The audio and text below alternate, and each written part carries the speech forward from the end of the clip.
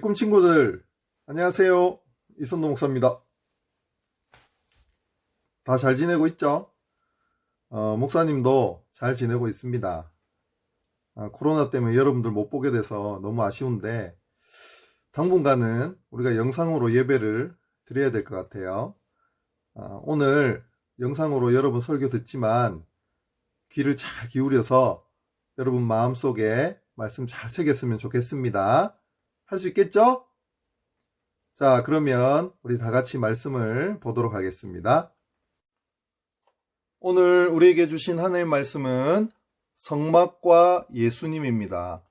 여러분 화면을 보고 큰 목소리로 한번 읽어볼까요? 시작! 성막과 예수님. 아주 잘했습니다. 말씀을 보도록 하겠습니다. 목사님이 대신 읽어드릴게요. 그는 또 성막과 제단 주위 뜰에 포장을 치고 뜰문에 휘장을 다니라. 모세가 이같이 역사를 마치니 구름이 회막에 덮이고 여호와의 영광이 성막에 충만하매. 출애굽기 40장 33절 34절 말씀. 아멘. 하나님의 은혜로 애굽에서 해방된 이스라엘 백성들은 약속의 땅 가나안에 들어가기 전까지 광야에서 생활하였습니다. 하나님께서는 지도자인 모세를 시내 산으로 불러 올리셔서 이스라엘 백성들을 위하여 중요한 일을 명령하셨습니다. 하나님께서는 모세에게 하나님이 머무실 회막, 즉 성막을 지으라고 말씀하셨습니다. 하나님께서는 회막을 짓는 방법을 정확하게 모세에게 일러주셨는데요. 그리고 그 일은 브살렐과 오홀리압을 세워서 진행하라고 말씀하셨습니다. 누구를 세웠다고요? 브살렐과 오홀리압. 모세는 하나님께로부터 들은 말씀을 백성들에게 전했습니다. 그러자 백성들은 기쁨으로 회막 짓는 일에 동참하였습니다. 백성들은 여러 가지 귀한 물건들을 하나님의 회막을 짓는 일을 위해서 바쳤습니다. 회막을 짓는 일은 순조롭게 진행되었습니다. 가장 먼저 성소와 지성소의 공간인 건물이 세워졌습니다. 가장 안쪽 지성소에는 언약궤가 만들어져 놓였습니다. 그리고 지성소 앞은 휘장을 달아서 안이 보이지 않게 하였습니다. 휘장 안에는 분향단을 놓았습니다. 그리고 등잔대에는 불을 켜두었죠. 12덩이의 떡을 올릴 떡상도 놓였습니다. 이곳을 성소라고 이름하였습니다. 뭐라고 했다고요? 성소. 성소 입구 앞에는 여인들의 놋고울로 만든 물두멍이 자리하였습니다. 그리고 그 앞에는 역시 놋으로 만든 제단이 놓였습니다. 물두멍과 제단을 놓은 이 장소는 회막뜰이라고 하였습니다. 뭐라고 했다고요? 회막뜰. 마지막으로 큰 울타리를 만들었습니다. 울타리의 세 면은 사람이 들어갈 수 있는 문을 만들지 않았습니다. 회막으로 들어갈 수 있는 문은 유일하게 하나만 만든 것이죠. 회막의 모든 공사는 하나님께서 모세에게 말씀하신 대로 정확하게 만들어졌습니다. 하나님께서는 약속하신 대로 회막에 직접 임해 주셨죠. 이로 인해 회막에는 구름이 가득하였습니다. 광야의 길을 가다가도 회막에 구름이 가득 차면 백성들은 가던 길을 멈추고 그곳에 머물렀습니다. 그리고 구름이 걷히면 다시 길을 떠나 행진하였습니다.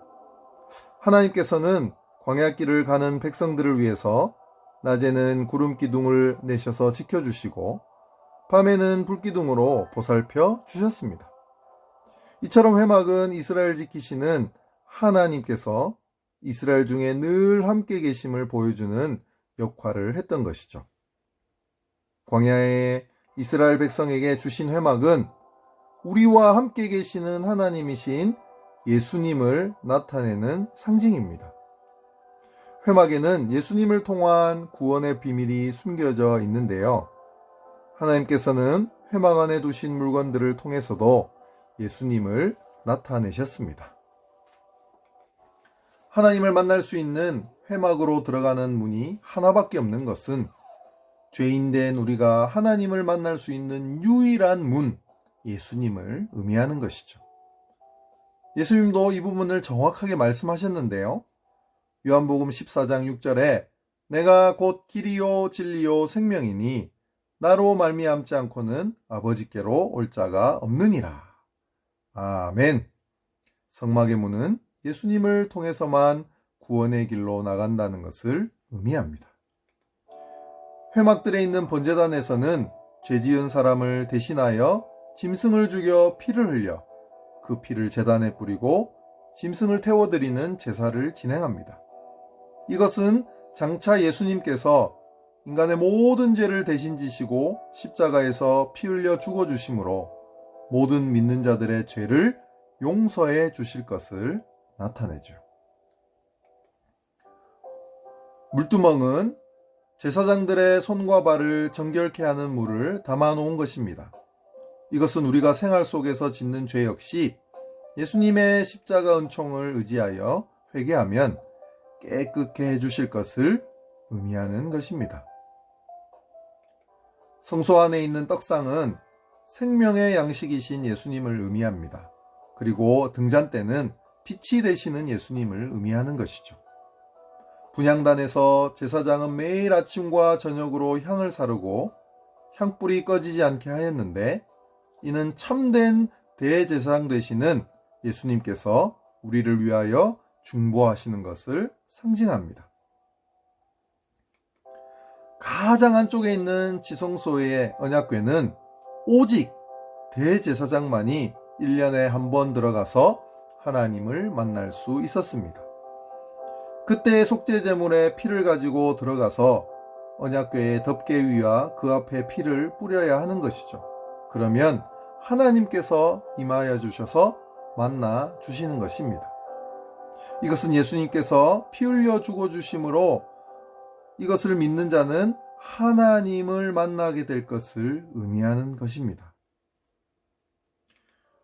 예수님께서 십자가에 죽으실 때에 지성소의 휘장이 찢어졌습니다. 이것은 이제 예수님께서 죄인을 대신하여 죽어주셨음을 믿는 사람은 누구든지 예수님을 통하여 하나님께로 나아갈 수 있게 되었음을 선언하신 것이죠.